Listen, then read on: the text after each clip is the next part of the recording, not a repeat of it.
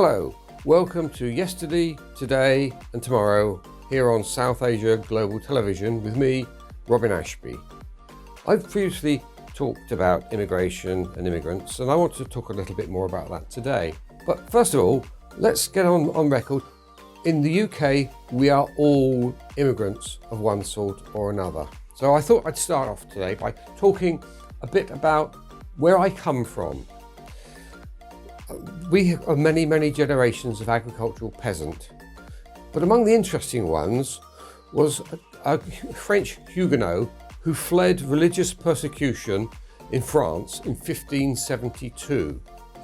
And he sailed away to Ireland, where he settled to rebuild his wine business, and he married an Irish girl 30 years his junior. His ancestors went on to Scotland and then became music hall artists. In those days, in the 19th century, the music hall was the entertainment. There was no television then, there was no radio, there was no cinema, and ordinary people went to the music halls, and there was one in every town here in the north of England. And if you look at my ancestors, there was a child born every year in a different town in the northeast of England because they were going around playing on the halls. And from that came my interest in arts and culture and some businesses that I had in the past, which were international concert promotion. The Ashby name that I have, that's Saxon as far as we can tell. Now, about 1500 years ago, it was very likely that the Saxons came rowing ashore in small boats in the River Humber.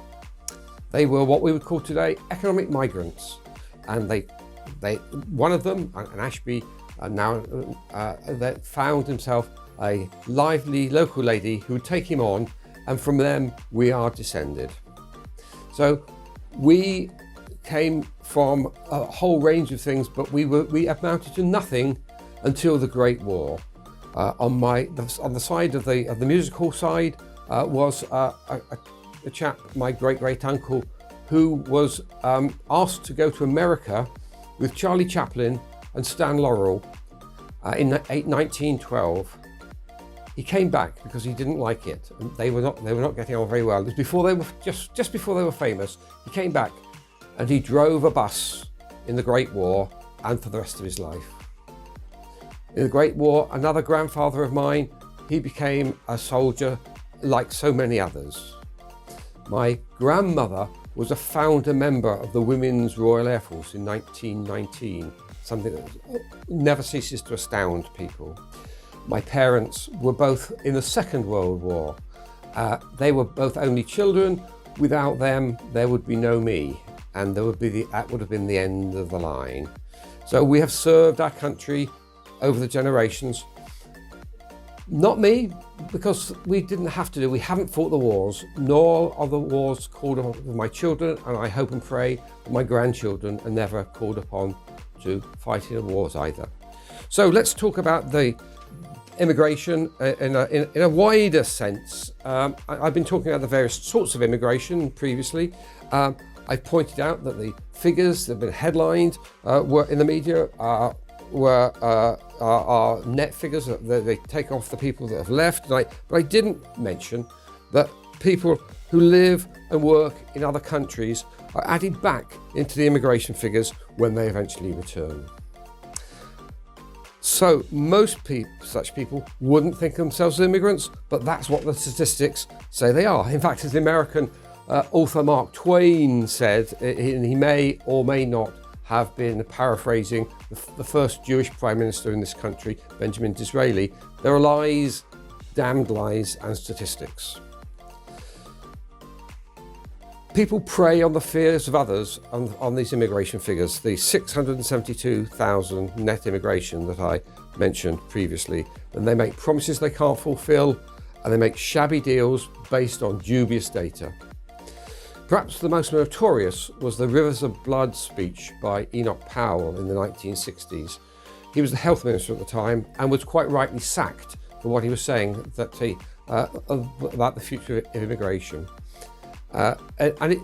He destroyed his own reputation. He was a very serious biblical scholar but nobody remembers that anymore. They only remember this anti-immigration speech that he made, which went against the grain of British politics. Far too often nowadays, anti-immigration is seen as a valid point of view, and it's something with which I sincerely do not agree. So, right-wing politicians have the anti-immigrant rhetoric right the way across Europe, and they are causing violence on the streets and fears in the communities, and this has to stop. Most people who criticise immigrants in the pub, in the supermarket, will exempt the people that they know, and that's because people like people to like them. If those who are new in our society could reach out to those here already, rather than hiding behind the hand of anxiety, maybe they will be likely to be received with a smile rather than a frown. Living together in our communities in peace and harmony should be a goal for everybody. The alternatives are just unthinkable.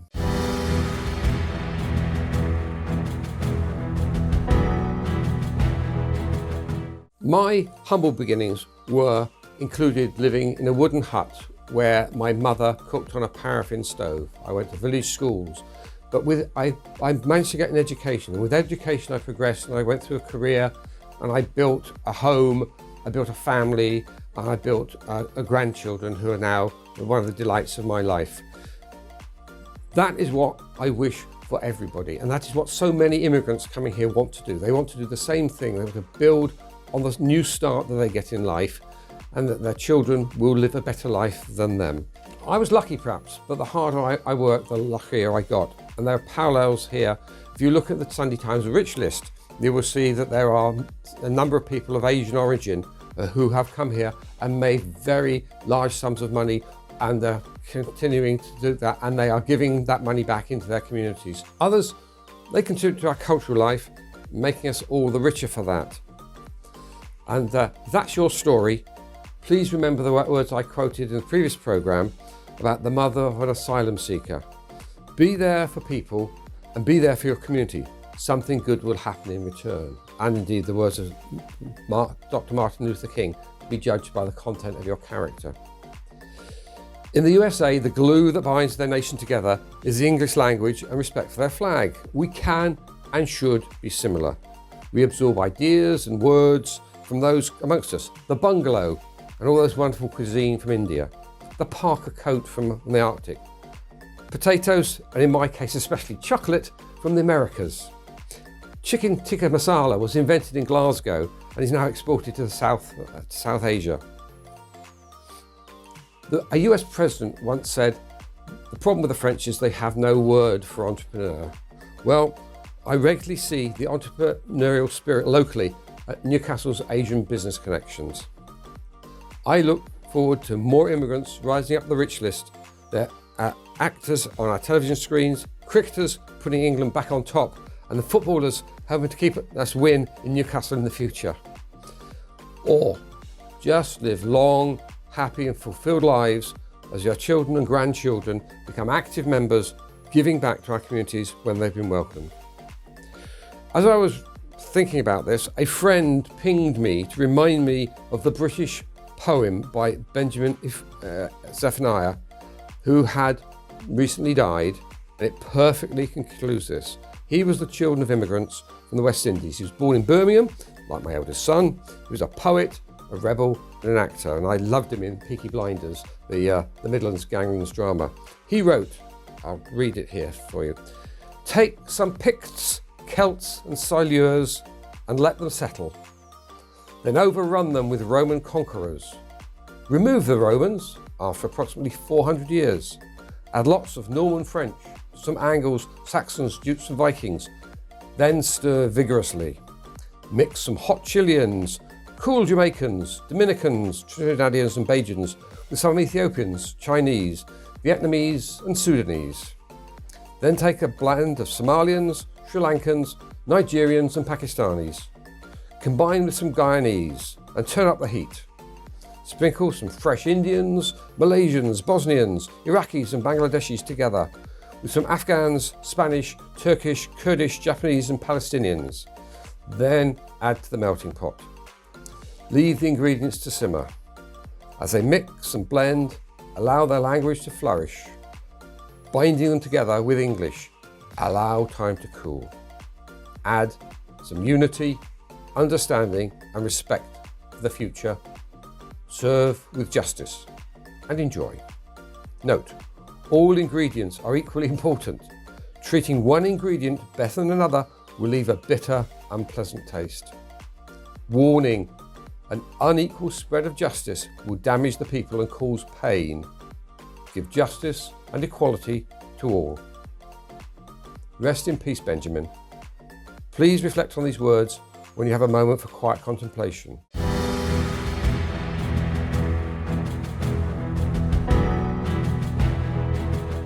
I thought I'd tell you a little bit about how Newcastle came to be so called and how it's become a city of 300,000 people with a very substantial immigrant community. It's called Newcastle because it was literally a new castle 1,000 years ago. It was built at a key crossing point of the River Tyne where the Romans had been when they were serving their wall, which still runs through the city, the centre of our city. This whole area, the Hadrian's Wall, the dividing line between the civilised Roman world and the uncivilised barbarian world, was built by legionnaires. It would appear that many of them were actually immigrants. They were, at least some of them were from Syria, and this accounts for some people in the northeast of England who get suntans very easily. When the Romans left Britain, the wall fell into disuse, and you will find other farmsteads along Hadrian's Wall built of stone that look remarkably like the stone that went into the wall. But over the years, we have built up our city. In 1216, beg your pardon, 1216, King John, bad King John, having reneged on Magna Carta, gave more copies of the Great Charter to places around the country. And in 1216, he came to Durham, and the burghers, the merchants of Newcastle, went to see him and said, please, can we have a charter for ourselves as a city? And they paid him £100 a year. And that's when Newcastle first became a city. We grew and grew over the years, and we have had a tide of people who've come into the region. That places like Middlesbrough and Consett were nothing. There were just a few farms until they discovered iron ore, and they built those places on immigrant labour from places like Ireland who came here for a better life. And now we have immigrants coming from different countries looking for a better life. So we can absolutely understand that first generation come here and they're in a strange land where they have to learn new customs, and it's cold as well, and they get their heads down and build their lives and build up their families, and they try to do the best for their children, and they do that through education and through giving them a work ethic. That's really important. This is the message that yesterday passes down to tomorrow. It's not just physical things, but emotional and spiritual things too. But the message that I would have for those people is, please, can you go the extra mile? Can you do more than just build for yourself? Could you help to build in your community? Can you help to contribute to our great city so that it will be here in another 1,000 years and Newcastle will still be known for its the welcome that it gives to people from outside, for the enjoyment that people will get, the culture that we build, the sporting prowess that we build, the businesses that we build, and all of those things will help us to go through to tomorrow. This has been Robin Ashby for Yesterday, Today and Tomorrow here on South Asia Global Television. I look forward to talking to you again the next time.